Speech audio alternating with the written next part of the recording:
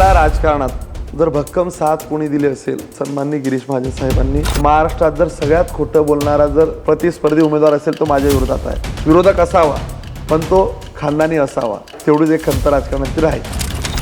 विरोधक माझ्यावर आता विकास मुद्द्यावर चर्चा करत नाही, ते मुद्दा भरकटवत आहे. मी विकास मांडतोय आणि ते लोकांची दिशाभूल करत आहे.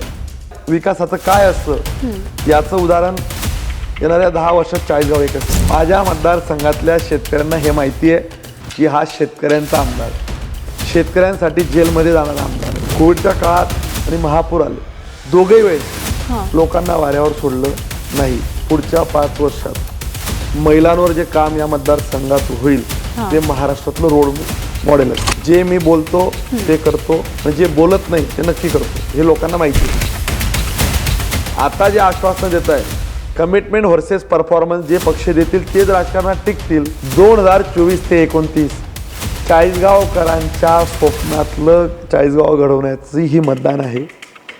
या मतदानाचा परिणाम तुम्हाला 29ला पुन्हा दिसेल की आपण कोणत्या माणसाला मतदान केलं आणि त्याचा काय परिणाम झाला हे मी तुम्हाला कृतीतनं दाखवून देईन.